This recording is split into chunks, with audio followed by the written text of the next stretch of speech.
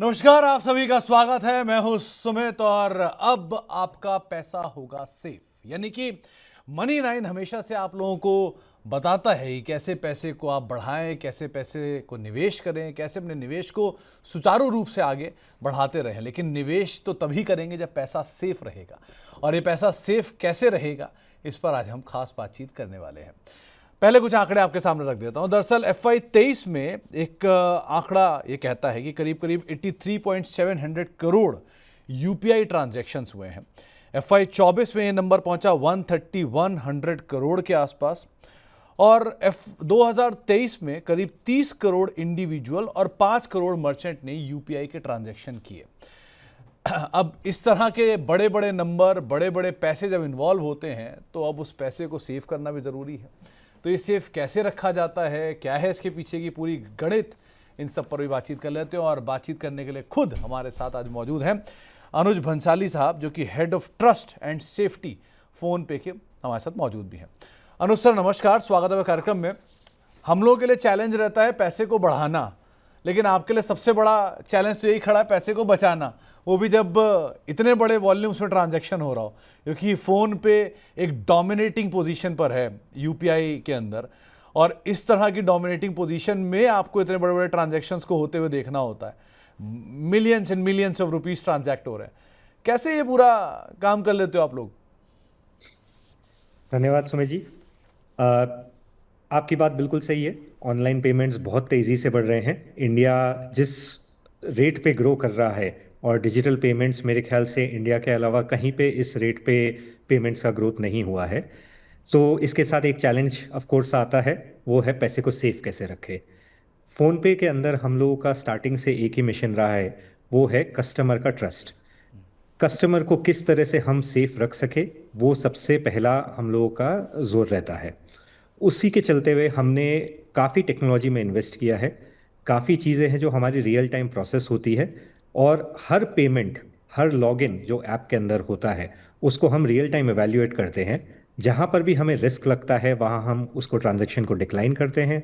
जहाँ पे हमें थोड़ा कम रिस्क लगता है वहाँ पर हम एक वार्निंग भी दिखाते हैं कस्टमर्स को कि इस तरह का कुछ फ्रॉड हो सकता है, या फिर आप अगर इस व्यक्ति को जानते हैं तभी ये पेमेंट कीजिए। तो अनुज सर एक बात और, इस इंडस्ट्री का जो शेप है वो पिछले करीब 7-8 सालों में बदला है। नोटबंदी के बाद से ये ट्रांजैक्शंस की जो सिचुएशन है वो बहुत ज़्यादा ड्रास्टिकली इंप्रूव हुई है। लेकिन जैसे जैसे मोबाइल का यूसेज बढ़ रहा है, जैसे जैसे चीज़ें एक्सपैंड हो रही हैं, अब मेरे को याद नहीं पड़ता कि कोई आदमी, मतलब मेरी खुद की निजी जीवन में मैंने बहुत बारी शायद कैश विड्रॉल नहीं किया। UPI के ट्रांजैक्शन से हमारा काम चल जाता है। हर तरफ एक्सेप्टेबल है ये, और हर रीजन में इंडिया के एक्सेप्टेबल है, चाहे बड़े हो, छोटे हो या बहुत छोटे शहर हो। इवन गांव कस्बों में भी इसका ट्रांजैक्शन बढ़ गया है। लेकिन इस तरह के ट्रांजैक्शंस के बीच में एक आम आदमी ये कैसे इंश्योर करे कि जो ट्रांजैक्शन वो करने जा रहा है पेमेंट के तौर पर, देने में या लेने में, वो ट्रांजैक्शन पूरी तरह सिक्योर है, साउंड है? बहुत ही सही सवाल पूछा है आपने।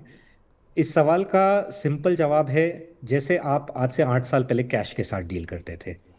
जब आपकी जेब में पैसा होता था, आप किसको दे रहे हैं, किससे ले रहे हैं, आप उसका पूरा ध्यान रखते थे। डिजिटल में बस वही चीज़ आपका नॉन फेस टू फेस हो गया है। आज मैं बैंगलोर में बैठ के दिल्ली में पेमेंट कर सकता हूँ, या किसी और सिटी के अंदर पेमेंट कर सकता हूँ। तो जिस चीज़ का आपको ध्यान रखना है एज अ कस्टमर, बहुत ही सिंपल है। आप किसको दे रहे हैं, किस पर्पस के लिए दे रहे हैं। जैसे पैसा रिसीव करने के लिए आपको पैसा आएगा, उसके लिए आपको कोई पिन नहीं डालना पड़ता है, आपको उसके लिए कोई इन्फॉर्मेशन नहीं देनी पड़ती है। ये कुछ चीज़ें हैं जो कस्टमर्स को ध्यान रखनी पड़ती है। हम जिस तरह से आगे बढ़ रहे हैं, ये बहुत ही जल्दबाजी में पेमेंट्स होते हैं। आज मिली सेकेंड्स के अंदर आपके पेमेंट्स हो जाते हैं। तो इसमें बस एक ही चीज़ का ध्यान रखना है हमको, कि हम इस चीज़ पे फोकस करके रखें कि किस आदमी को किसी जल्दबाजी में पेमेंट नहीं करना है। हम जब तक निश्चित नहीं हैं तब तक उसको पेमेंट नहीं करना है। तो अनुसर, क्योंकि जब आपका ट्रांजैक्शन ईज ऑफ में होता है, मतलब जो चीज़ जितनी कॉम्प्लेक्स होती है हम उसके बारे में ज़्यादा सोचते हैं। जैसे कि प्रॉपर्टी खरीदते हैं तो पूरे पेपर जांचे जाते हैं, या कोई बड़ा फाइनेंशियल ट्रांजैक्शन करते हैं तो पूरी जांच पड़ताल करते हैं। लेकिन जैसे ही वो ईज ऑफ में आती है कि आपको बस एक टिक करना है और पेमेंट हो जाना है, या एक पिन डालना और पेमेंट हो जाना है, तो उसके लिए हम उतने ही केयरलेस होते हैं। सो इस केयरलेसनेस को कैसे ही आप मैनेज करते हो, क्योंकि कई आपको तो रोज ट्रांजैक्शन ऐसे आते होंगे जहां पे वो गलत पेमेंट कर गए या ज़्यादा पेमेंट कर गए, एक जीरो लगा और कहानी बदल गई। सो ये सिचुएशंस को आप कैसे मैनेज करते हो, या किस तरह की ये कैसे आप इंश्योर करते हो कि ये चीज़ें ना हो? तो हम हर कस्टमर का एक प्रोफाइल रखते हैं। हमारे यहाँ पे करीब करीब 60 करोड़ से 120 करोड़ प्रोफाइल्स होती है हर पेमेंट इंस्ट्रूमेंट की, हर कस्टमर की, हर रिसीवर की, हर मर्चेंट की। हम उसको रियल टाइम पे एवेल्युएट करते हैं। मान लीजिए आप एक सीनियर सिटीजन है, आप बुजुर्ग है, आपने आज तक कभी बिजली का बिल 10,000 20,000 रुपए का नहीं भरा है, but all of a sudden आपके यहाँ से एक पेमेंट आ रहा है जो एक 10,000 रुपए का है। आप करीबन 2,000 रुपए का बिजली का बिल भरते होंगे। तो उस तरह की चीज़ों पे हम लोग अलर्ट क्रिएट करते हैं, कस्टमर को वार्न भी करते हैं कि ये इस तरह का पेमेंट आपकी प्रोफाइल से नहीं मैच करता है, तो इसको आप श्योर हैं तो ही प्रोसीड करिए। तो अनु सर, क्योंकि जैसे ही टेक्नोलॉजी इन्वॉल्व होती है वैसे ही इन्वॉल्व हो जाते हैं बाकी सारे तरह के इश्यूज भी, फ्रॉडलेंट इश्यूज, फिशिंग इश्यूज, बाकी इश्यूज भी इवॉल्व होने शुरू हो जाते हैं। इनफैक्ट लिंक्स आते हैं, उस पर क्लिक किया पैसा चला गया, ऐसी बहुत सारी चीज़। अब तो इनफैक्ट गवर्नमेंट भी फ़ोन पे बोलती है कि ऐसे अगर कोई ट्रांजेक्शंस हो रहे हैं या कोई मैसेज आ रहे हैं तो आप उनको अवॉइड करिए। ये तरह की चीज़ें आप कैसे इंश्योर करते हो कि ये चीज़ें तो हर रोज़ एक नए तरह का इशू खड़ा हो रहा है, इसे आप कैसे मैनेज कर रहे हो? तो हम लोग 3 तरह की अप्रोच लेते हैं। एक है आपको जैसे जो अभी मैं समझा रहा था, एक कस्टमर प्रोफाइलिंग। दूसरा होता है मर्चेंट या जिसको पैसा भेज रहे हैं उसका प्रोफाइलिंग। तीसरा होता है कि एनी नया तरीका जो फ्रॉड करने का है। तो हम काफ़ी क्लोजली काम करते हैं I4C के साथ, पुलिस अथॉरिटीज़ के साथ, डिपार्टमेंट ऑफ टेलीकॉम के साथ। अब जैसे आपको कुछ चीज़ें बताना चाहूँगा, डिपार्टमेंट ऑफ टेलीकॉम के साथ हमारे पास रोज़ एक लिस्ट आती है। उस लिस्ट के अंदर कौन सा नंबर, मान लीजिए आपका नंबर था, आपने 6 महीने से यूज़ नहीं किया है, किसी और को चला गया है, तो हम उस नंबर को डीएक्टिवेट करते हैं। उसका एक प्रोसेस रहता है वापस एक्टिवेशन करने का। इसी प्रकार से अगर I4C से मान लीजिए कोई कंप्लेंट आई, कोई लिस्ट आई, हम उन अकाउंट्स को ब्लॉक कर देते हैं। तो मान लीजिए आपने पेमेंट किया होगा जो एक फ्रॉड हुआ है, बट जब मैं वो पेमेंट कर रहा हूँ और रिसीवर वही है, उसको हमने सिस्टम में ऑलरेडी ब्लॉक कर देते हैं ताकि किसी और व्यक्ति के साथ वो फ्रॉड ना हो पाए। तो इस प्रकार से हम लोगों का लाखों डेटाबेस बने हुए हैं जो लाखों एंटिटीज के साथ है। Mobile number, bank accounts, IP addresses, VPAs, इन सब चीज़ों को हम लोग ध्यान में रखते हुए कि इन पे कोई और पेमेंट नहीं कर दे। तो अनुसर, क्योंकि जो एप्स का सिचुएशन है, मतलब जब भी आप कभी एक प्ले स्टोर खोलो या कोई ऐप डाउनलोड करने के लिए जाओ तो ढेरों ऐप है और ढेरों तरह की ऐप है और ढेरों तरह की सिमिलर लुकिंग ऐप्स है। तो इस तरह के इतने बड़े ऐप के बाज़ार में कैसे आइडेंटिफाई किया जाए कि हाँ नहीं यही सही है, यही जिसको हमें चाहिए ये वही है? इसकी सेफ्टी सिक्योरिटी कैसे मैनेज करें? जो एंड कस्टमर है उसके लिए बहुत ही सीधा सा सुझाव है। एक सिर्फ ऑथराइज्ड प्ले स्टोर्स, वो भले गूगल हो, एप्पल हो या इंडस ऐप स्टोर हो, आप वहीं से ऐप्स डाउनलोड करिए। जितनी साइड लोडिंग ऐप्स होती है कि आपको कोई व्हाट्सएप पे या टेलीग्राम पे कोई एक APK फाइल भेज देता है कि इसको इंस्टॉल कर दीजिए, ऐसी चीज को आप ना करें। उसका मेरा एक बहुत ही छोटा सा एनालॉजी है। अगर आप घर का दरवाजा लॉक करके जाते हैं, आप किसी को भी चाबी तो पकड़ा के जाएंगे नहीं। आप यही बोलेंगे कि घर का दरवाजा लॉक है, या तो आप बाहर डिलीवर कर दिए या मैं जब वापस आऊंगा तब इस चीज को खोलूंगा। तो हमारे फोन के साथ भी हमें वही सिक्योरिटी रखनी है। हम अपने फोन को किसी और को कंट्रोल नहीं करने दे सकते हैं। तो आप जिस ऐप को डाउनलोड कर रहे हैं, एक तो ऑथराइज्ड प्ले स्टोर से करिए। दूसरा, उस ऐप के रिव्यूज देखिए, उसकी रेटिंग्स देखिए, उसमें परमिशंस देखिए कि क्यों एक ऐप को इतनी सारी परमिशंस चाहिए होती है। जितना काम प्ले स्टोर्स और जितने जैसे हम लोगों का इंडस ऐप स्टोर है, हम उसके अंदर भी ये चीज़ें देखते हैं कि कौन सी ऐप किस डेवलपर ने दी है, उसकी क्या सिक्योरिटी मेजर्स हो सकते हैं। उसके बाद ही हम लोग किसी कस्टमर को वो अलाउ करते हैं डाउनलोड करने का। तो कस्टमर्स को भी ये ध्यान रखना है कि किसी और थर्ड पार्टी सोर्स से कोई ऐप को डाउनलोड ना करे। ओके, तो अनुसर, क्योंकि जो ये सिचुएशंस हैं हाल फिलहाल की, कई बार ऐसा हुआ है, मतलब कोई टेक्नोलॉजिकली साउंड है तो उसको समझ में आ जाएगा, लेकिन बहुत सारे लोग अभी भी, स्पेशली मिड एज या सीनियर सिटीजन, जिनको ये आइडिया नहीं होता कि उनका फ़ोन कॉम्प्रोमाइज़ हो चुका है, उनका फ़ोन हैक हो चुका है। सो इस तरह की सिचुएशंस को कैसे हैंडल करें? सर दो सिंपल तरीके हैं। एक, अपने फ़ोन का ध्यान रखिए, किसी को भी उसको ना दे। उस पर टू फैक्टर बायोमेट्रिक लॉक हमेशा इनेबल करके रखे, क्योंकि कई बार ये होता है, हमारी आदत है कहीं रेस्टोरेंट में बैठे फ़ोन छोड़ दिया, कोई भी आके 2 मिनट लगते हैं किसी ऐप को इंस्टॉल करके चला गया। तो एक तो ऑलरेडी बोल चुका हूँ कि किसी और सोर्स से आप ऐप्स को डाउनलोड ना करें। अगर आपको फ़ोन के अंदर रिस्क लगता है तो एंटीवायरस सॉफ्टवेयर इंस्टॉल करके रखिए, वो काफ़ी बार ये चीज़ें डिटेक्ट कर लेते हैं और ब्लॉक कर देते हैं।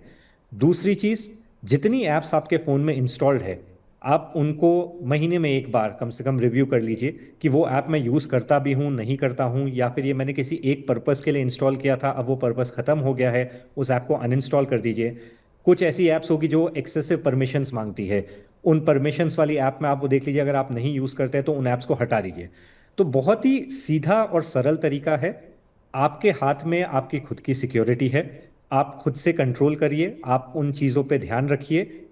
जो भी चीज़ आपके नियमों के या फिर आपके यूज़ के बाहर है, उन सब चीज़ों को आप अनइंस्टॉल करके रखें। तो अनु सर, पहले तो ये ट्रांजैक्शंस बहुत छोटे छोटे डिनोमिनेटर पर रहते थे और अभी भी ग्रॉसरीज में, फूड आइटम में, इनमें ज़्यादा इस्तेमाल होता है, लेकिन स्लोली एंड स्टेडली इसका दायरा बहुत बढ़ गया है।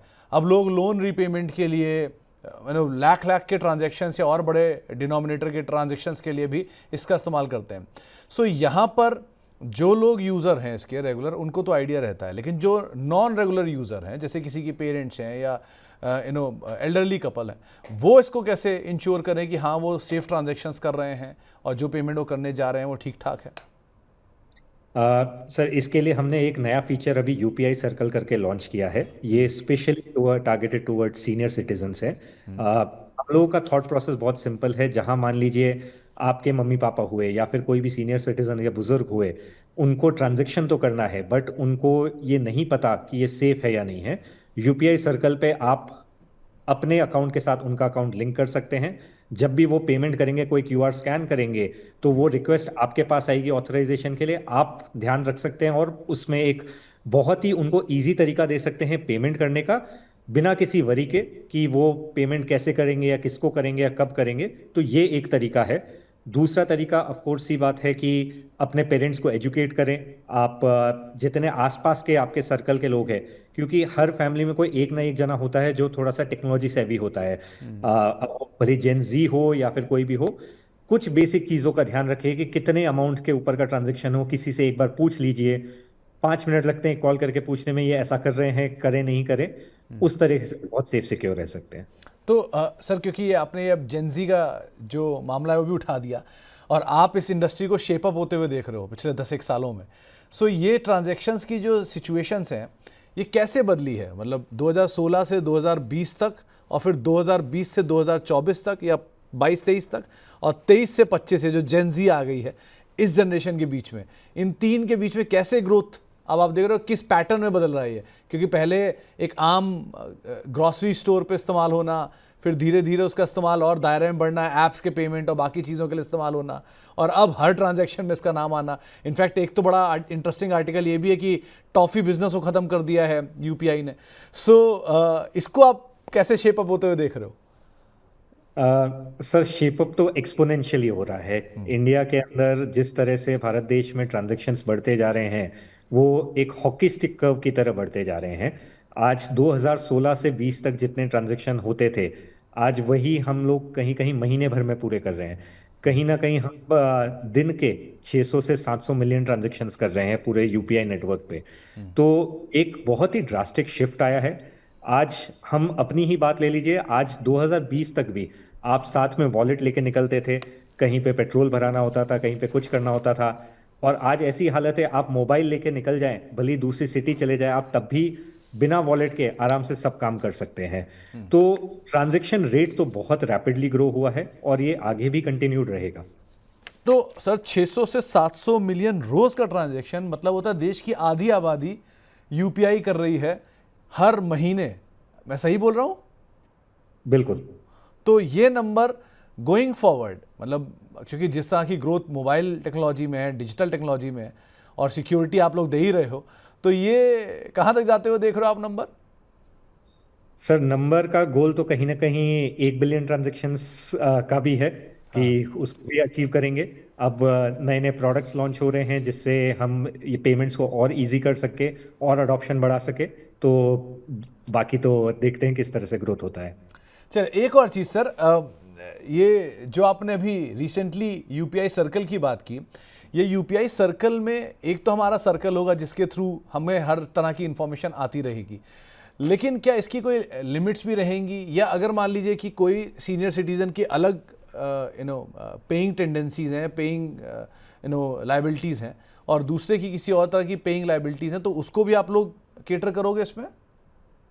सर अभी तो इवॉल्विंग प्रोडक्ट है, अभी जस्ट लॉन्च हुआ है, तो अभी कुछ लिमिटेशंस के साथ लॉन्च हुआ है। जो हमारा एक बेसिक मानना है कि आप अपने पेरेंट्स के लिए या किसी के लिए इनेबल कर रहे हैं जो आपके क्लोज प्रॉक्सिमिटी में है, तो इस तरह कुछ कुछ सिक्योरिटी फीचर्स डाले हुए हैं। लिमिट्स भी लगी हुई है इसके अंदर। वो मेरे ख्याल से कुछ सालों में थोड़ा इवॉल्व होगा, जिस तरह से प्रोडक्ट अडॉप्ट होता है, जिस तरह के न्यू ट्रेंड्स हम लोगों को पता चलते हैं, तो वो धीरे धीरे हमको पता चलेगा। तो एक चीज़ और अनुसार, क्योंकि ये ऐसी चीज़ है जो हर मिनट एक नया सिचुएशन क्रिएट करती होगी आपके लिए, एक नया चैलेंज क्रिएट करती होगी, एक नए तरह केस खड़ा कर देती होगी, शायद एक नई अपॉर्चुनिटी भी करती होगी। तो इससे, और आप क्योंकि डोमिनेटिंग प्लेयर हो, सो आप ही ट्रेंड सेटर हो, जो आप करोगे वही बाकी प्लेयर भी उसको फॉलो कर लेंगे। सो इस सिचुएशन को आप कैसे हैंडल करते हो कि जो जो नए नए ट्रेंड्स आते हैं, नए नए चैलेंजेस आते हैं, इन्हें आप कैसे हैंडल करते हो? और अब क्या इमर्जिंग ट्रेंड आप देख रहे हो? सर तो हम लोगों ने एक फोन पे में कभी भी फ्रॉड रिस्क मैनेजमेंट टीम नहीं खड़ी की, हमने हमेशा से एक ट्रस्ट एंड सेफ्टी टीम खड़ी की। जी। उसके दो पहलू हैं।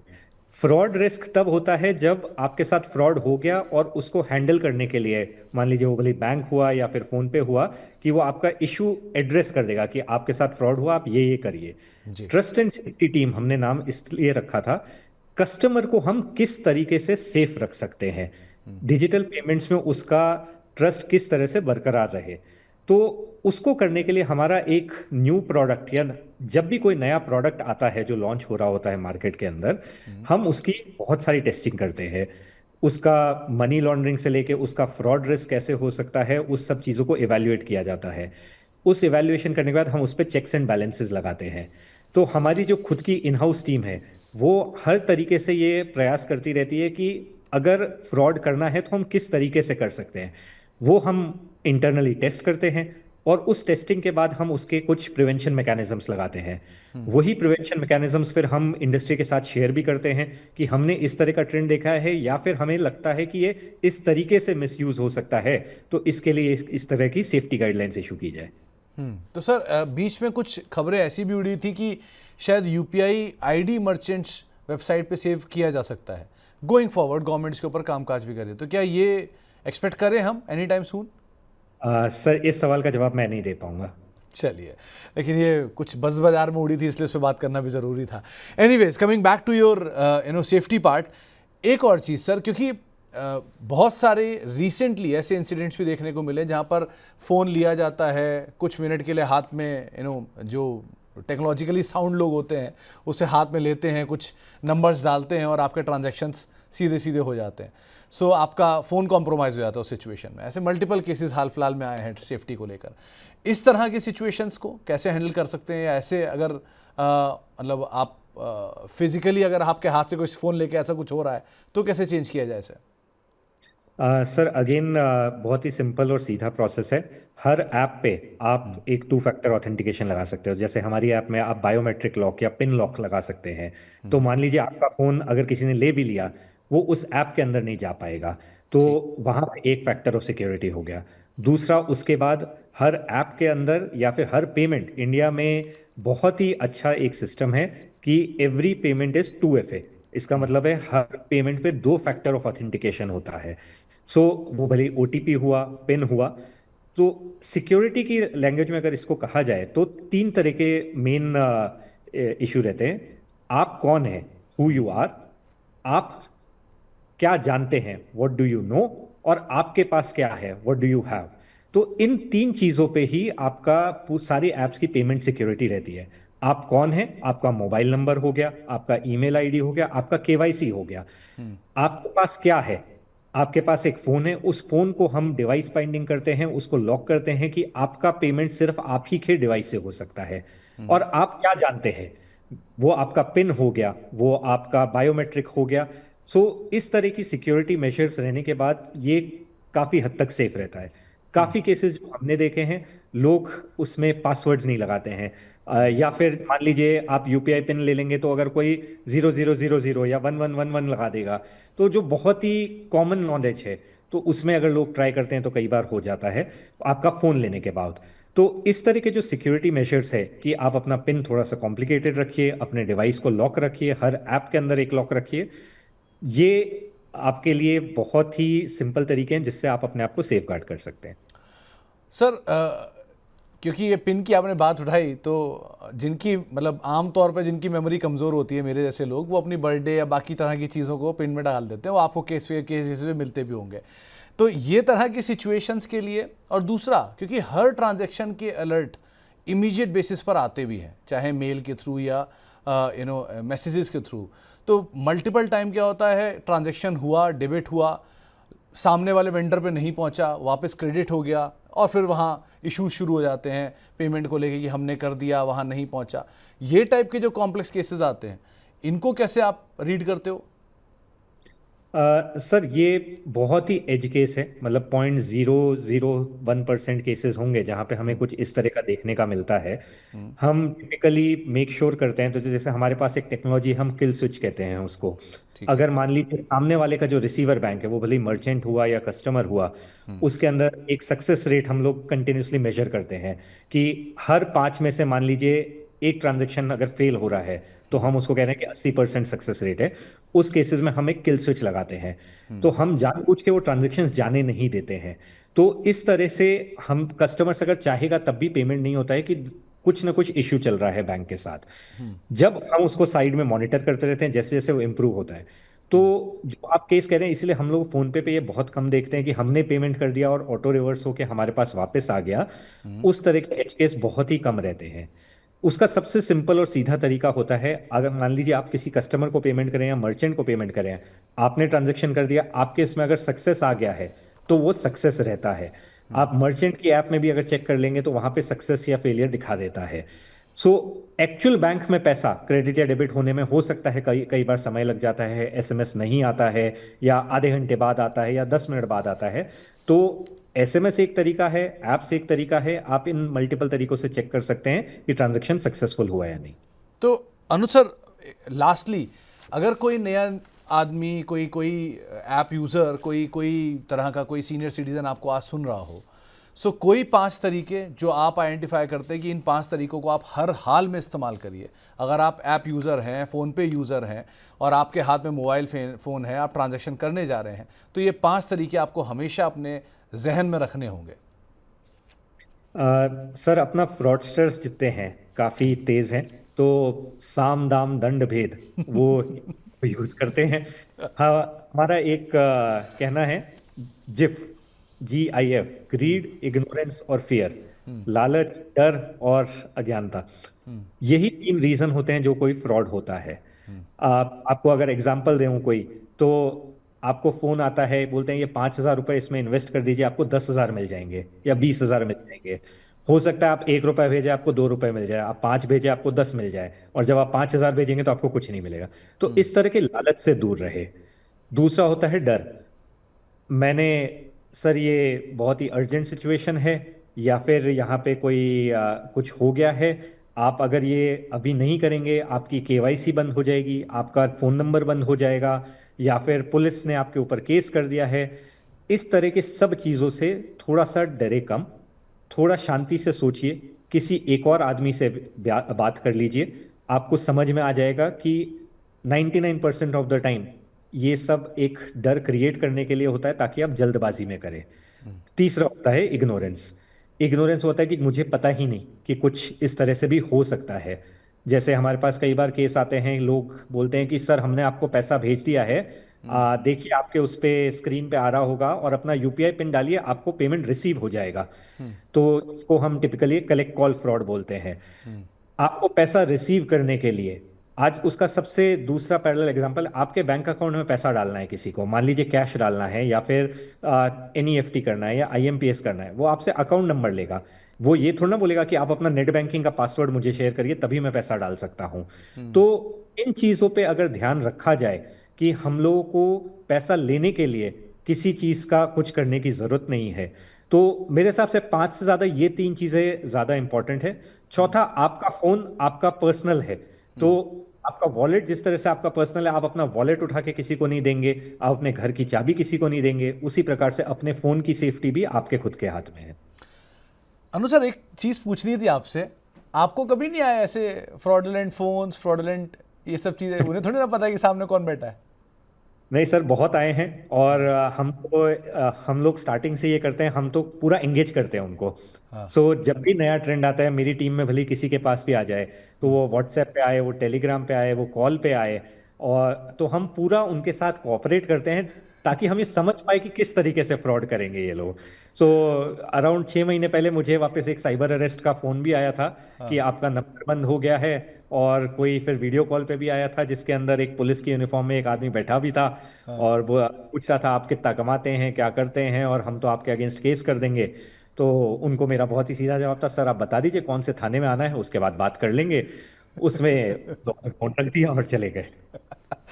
चलिए, बहुत बहुत शुक्रिया अनुज सर, आज हमारे साथ मौजूद रहने के लिए और बातचीत करने के लिए। और जो सब लोग सुन रहे हैं उन सबको भी समझ में आ ही गया होगा, जब अनुज सर बैठे ही हैं सामने, तो पैसा कितना सिक्योर है। आराम से अपने ट्रांजैक्शन करिए, देख समझ के चीज़ें समझिए, और बाकी अनुज सर संभाल ही रहे, कोई दिक्कत नहीं आने वाली है।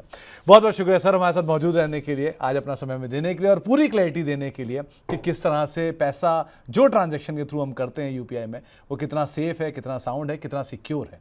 तो इस जिफ के साथ आपको मैं शुक्रिया अदा करूंगा। बहुत बहुत शुक्रिया सर आज हमारे साथ मौजूद रहने के लिए, हमसे बातचीत करने के लिए। तो फिलहाल हमारी इस खास पेशकश में इतना ही। एक ब्रेक का वक्त है और ब्रेक के उस पार भी खबरों का सिलसिला बना रहेगा। नमस्कार।